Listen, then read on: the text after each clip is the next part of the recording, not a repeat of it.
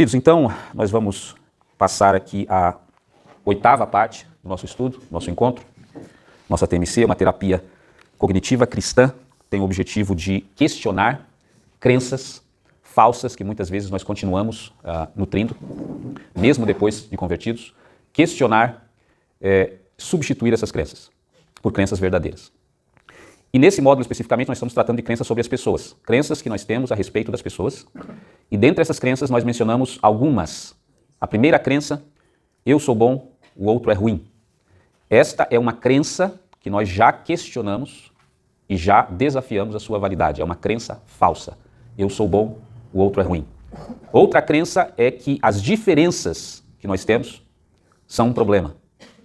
Outra crença falsa que nós também já apresentamos a crença verdadeira. Nós somos diferentes, cada um de nós tem potencialidades diferentes e limitações diferentes.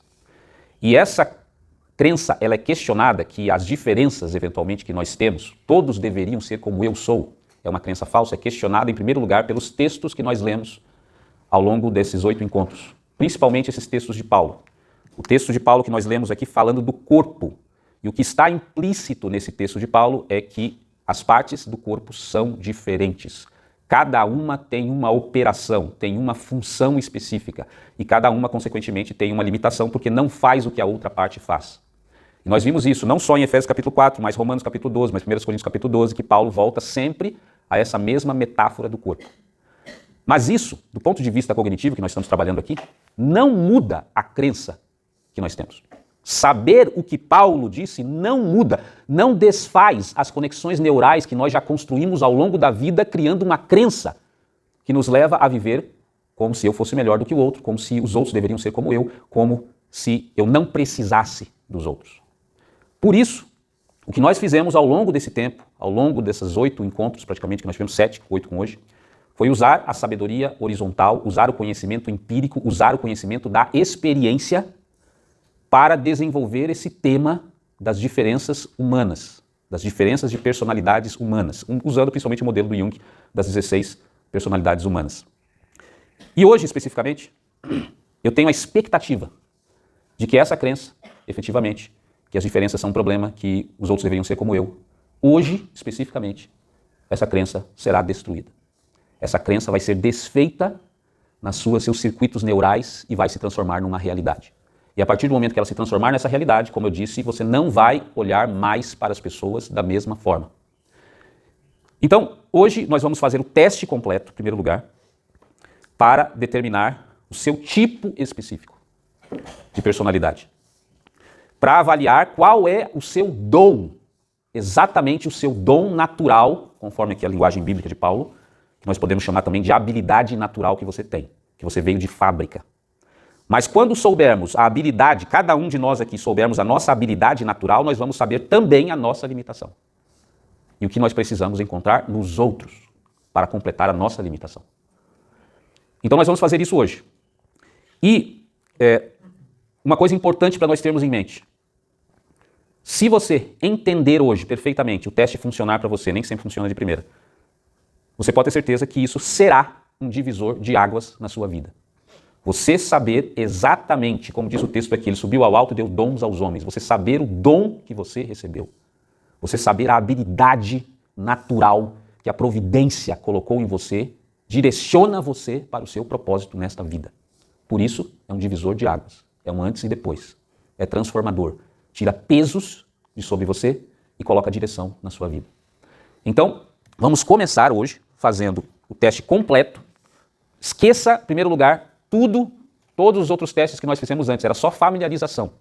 Só para você entrar em contato com os conceitos, entender as diferenças básicas, T e F, S e N, aquelas letras todas, E, I. Só que agora você vai refazer. Esqueça então, em primeiro lugar, os resultados que você teve antes. Você vai fazer novamente do zero. Agora com todos juntos. Segundo lugar, algumas observações sobre o teste. Depois do teste nós vamos voltar ao nosso tema. Em primeiro lugar, o teste exige autoconhecimento. Quanto mais jovem a pessoa é, mais difícil ela fazer o teste e mais difícil o resultado ser preciso. Porque exige autoconhecimento. Algumas pessoas vão ter mais dificuldade do que outras, porque, como aqueles que participaram até então, perceberam? Nem sempre você tem a clareza daquele ponto específico de como você é ou como você viveu a sua vida inteira, que é natural. Nem sempre você está prestando atenção nessas coisas. Então, é natural algumas pessoas terem mais dificuldade do que outras. E por isso que nós fizemos aqueles testes preliminares, para você ir refletindo, meditando. Esse teste ele pode sair com um resultado exato agora, hoje, dependendo do teu nível de autoconhecimento. Mas pode levar meses para você conseguir fazer o teste correto, às vezes anos. Porque, como eu disse, depende do autoconhecimento que você tem a respeito de você mesmo. Então, é uma primeira tentativa. Se o teste for correto, a compatibilidade com a sua personalidade será assustadora. Se o teste for correto. Se não houver a compatibilidade, só indica que você não fez o teste corretamente e provavelmente vai ter que repetir. No domingo que vem, no próximo encontro nosso, pelo domingo que vem nós não teremos a continuação, será no outro, porque domingo que vem nós vamos ter o batismo, né, e o churrasco aqui na igreja. Então no outro domingo eu vou fazer novamente o teste com outro método para nós compararmos os dois resultados. Aqueles que derem match ali nos dois resultados provavelmente está correto. Aqueles que derem diferença, aí precisa de um atendimento individualizado para tirar as dúvidas. Então, com essas observações, vamos fazer o teste. Esse é o teste chamado espontâneo. Aqui o resumo que nós já vimos. E depois, no domingo que vem, a gente vai fazer o teste guiado, com algumas perguntas. Você vai precisar anotar, porque são 4 letras, você precisa anotar. Então, se você tem o seu celular e consegue anotar no WhatsApp, ou consegue anotar no teu bloco de notas, anota no seu celular. Se não, eu vou pedir para os irmãos aí que não tem... Tem caneta lá atrás? Se alguém puder adquirir canetas para a gente. Alguém vai precisar de caneta aqui? Só para a gente saber? Ou todos têm folha, caneta? Ou todo mundo tem um celular, algum lugar para anotar? Eu já falei algumas vezes aqui, toda vez que você vem à igreja, a última coisa que você não pode esquecer é caneta e papel. A não ser que você não tenha expectativa que Deus vai falar alguma coisa para você.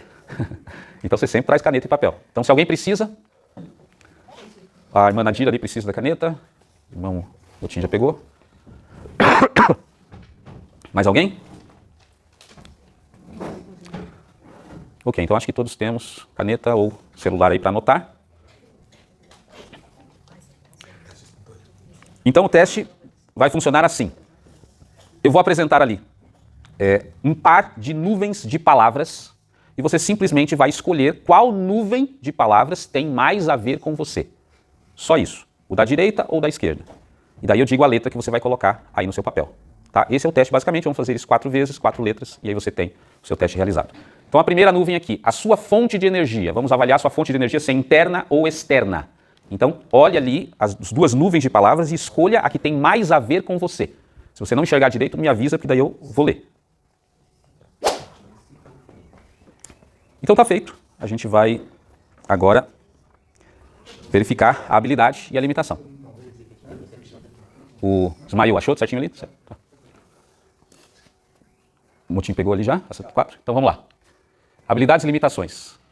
Então, veja a sua letra, a primeira letra, se é SE, se é FI, se é TI, o que é. SE. Tem alguém aqui que a primeira letra, a sequência é SE? Ó, todos vocês que são SE, presta atenção. A habilidade principal é a percepção geral objetiva do ambiente exterior. Lembra que essa é a sensação extrovertida, então a pessoa, ela capta o ambiente concreto e ela, como é extrovertida, tem essa percepção voltada para fora, não para dentro. Então, percepção geral objetiva do ambiente exterior é a habilidade principal. E outras habilidades associadas, atenção plena, a pessoa consegue estar presente, exploração do ambiente, interatividade. Então, a pessoa está interagindo com o ambiente o tempo todo, atenta, vendo tudo o que está acontecendo. Essa é a característica principal do SE. Então, preste sua atenção. Não precisa anotar essas coisas, tá? Porque depois eu vou disponibilizar para vocês, tudo completinho, tá bom? Só para a gente ter a noção inicial. SI agora. Quem é SI? Então, todos que são SI, é a mesma sensação, só que introvertida. Então, a pessoa ela tem percepção das sensações que acontecem dentro dela. Então, por isso, a habilidade principal é a percepção sensorial subjetiva fina de estados internos. Por exemplo, ela tem uma autopercepção sensorial do que é agradável, do que é desagradável, do que é confortável, do que é desconfortável. Acredite, tem pessoas que não têm essa capacidade e por isso elas penam muito, porque ela não tem essa autopercepção sensorial. Já o caso do SI, são as habilidades que ele tem. NE, primeira função NE, alguém tem aqui? André, Robiran e Priscila. A primeira NE, Botim? Não, né? Não. Tá, então NE, percepção de padrões no ambiente exterior. Essa habilidade, que é intuitiva, então percebe padrões, não tanto as coisas concretas. A pessoa vai ter habilidades associadas, como associar, relacionar, conectar padrões, ideias, criatividade, imaginação, ideias disruptivas. Esse é o NE, a habilidade principal do NE. NI. Quem tem NI aqui? Primeiro. Eu e o Marcelo. Quem? Não, qual que é a sua sigla, Dora? ESFP não tem NI na primeira, ó. Vou voltar aqui. ISFP, né? ISFP, ó. A primeira é FI. Ó, veja se você copiou certo. FI, SE, NI, depois TE. FI a primeira aqui, ó. Tá vendo? É a primeira, a gente tá vendo só a primeira. Tá, vamos voltar lá. Então, NI só tem eu e o Marcelo. Habilidade principal, percepção do sentido ou significado da totalidade. Profundidade, visão geral, antevisão, abstração extrema, conexão de tudo. Então, aqui é o resumo. Então, vamos ver aqui. SE, aqui no final tem a frequência na população de cada função dominante, né, que é a habilidade principal. SE tem alta percepção externa global, responsividade ao ambiente. SI tem alta percepção interna e efeitos na qualidade de vida. NE tem alta percepção de padrões e conexões do mundo interior. NI tem alta percepção do significado subjacente às coisas. TE tem alta eficiência em transformar ideias em realidade. TI tem alta eficiência na resolução de problemas técnicos e técnicos específicos. Teóricos e técnicos específicos. FE tem alta habilidade de sentir, apoiar, cuidar de pessoas, gerar coesão social. FI tem alto potencial de inspirar e influenciar pessoas através de seus valores, convicções e autenticidade, direcionando a vida para o propósito humano e ético. Tá? Então aí está o resumo das habilidades que depois vocês vão receber. Importante agora, você viu a habilidade principal do seu tipo. Qual é a sua limitação? Agora você vai ver a sua limitação. A última letra da sequência é a limitação, que é exatamente a oposta da primeira. A última letra da sequência. As últimas duas letras lá, FI, NI. Então vamos lá. Quem tem o SE como última função? A quarta. Marcelo e eu. Então, qual é a limitação? Essa percepção externa global e responsividade ao ambiente. Então, o INTJ, que é o caso do Marcelo e de mim, nós estamos focados no mundo interior, nós estamos focados em abstrações mais amplas. E qual é a limitação? Nós não focamos no que está acontecendo em volta de nós. Isso é uma limitação. E eu vou dizer, depois vai ficar mais claro, uma limitação que é impossível de superar totalmente. SI inferior, quem tem? Então aqui está a lista que você tem, que você pode ver tanto a sua habilidade principal, quanto você pode ver a sua maior limitação. Agora vamos fazer, para concluir aqui, um resumo arquetípico condensado, juntando os dois N's, os dois T's, os dois S's e os dois F's. NI e NE. Veja a descrição aqui arquetípica. Eles são pessoas visionárias, criadores de ideias, exploradores do que ainda não existe. Quem que são os N's aqui mesmo? Marcelo, eu, André, NE, Robiran, NE ou NI. Tá? Então esses são visionários, criadores de ideias, exploradores do que ainda não existe. Os tipos T's, dominante, TE e TI, dominante, primeira letra. Esses são os engenheiros conceituais e práticos que transformam gradualmente as ideias em prática, em realidade. Tá? Quem são os TEs aqui? Os TE e TI? Tá? Esses que são os tipo T dominante, são as pessoas orientadas para isso, transformar gradualmente ideias em realidade, engenheiros conceituais e práticos, porque tem tanto o que vai ser conceitual quanto o que vai ser prático, depende depois do que a gente vai ver mais à frente.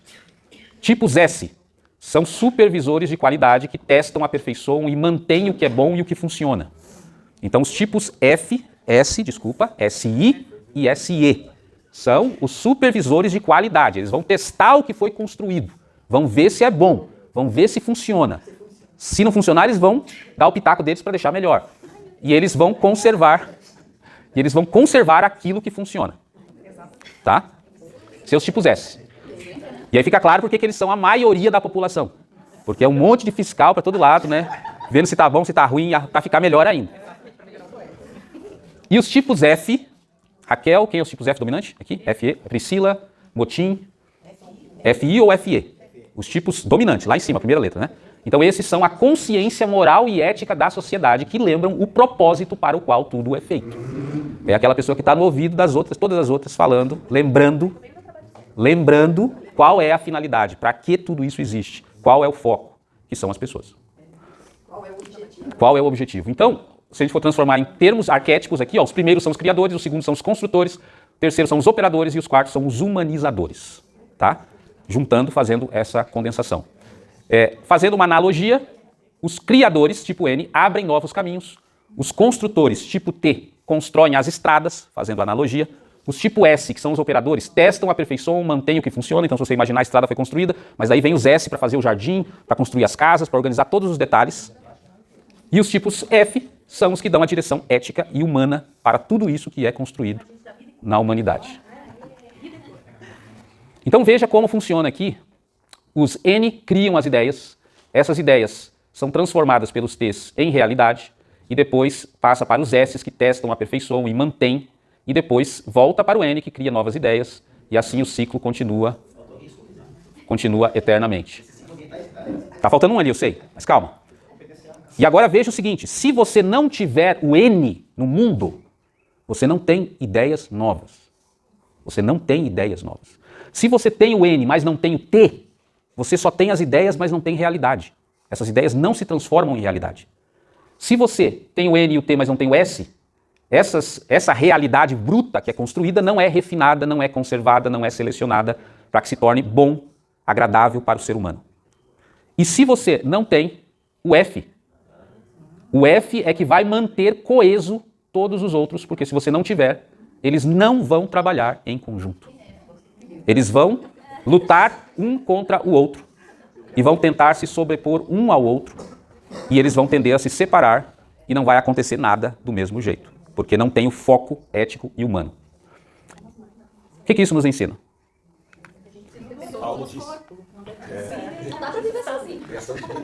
O que a gente fez em todos esses encontros foi ler os textos da sabedoria vertical, que Paulo já falava sobre o corpo perfeitamente articulado para a edificação da humanidade, para que a humanidade chegue à medida da estatura completa de Cristo.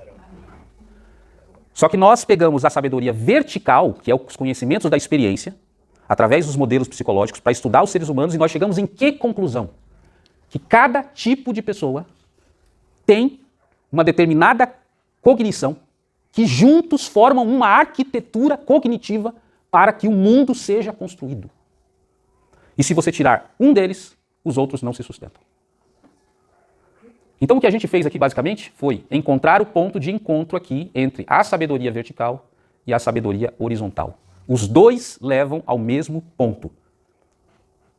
E a partir do momento que a gente entende isso, a gente percebe que não é meramente uma metáfora que Paulo está falando quando diz que a igreja, a humanidade remida, porque na verdade se aplica a toda a humanidade, só que tem uma humanidade que aqueles círculos ali, eles estão lutando contra si.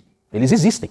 As coisas acontecem na humanidade. A gente tem tecnologia, a gente tem as estradas sendo feitas, tem cidades, só que esses círculos estão guerreando entre si. E, portanto, eles ficam estáveis em certos momentos, em outros momentos se desestabilizam, ocorrem guerras, volta para a estaca zero, começa de novo e assim vai, segue a vida. A humanidade que Paulo está falando, a humanidade remida em Cristo, é a humanidade que consegue superar isso. E quando consegue superar isso, você tem a formação de um organismo, que não é metafórico. Efetivamente, a sua arquitetura cognitiva não tem todas as funções que as outras partes têm. E é só quando todas elas se juntam que você tem efetivamente algo que possa construir uma humanidade, uma sociedade. Então isso é o encontro da sabedoria horizontal com a sabedoria vertical. Isso mostra pra gente por que é tão grave nós rejeitarmos os que são diferentes de nós.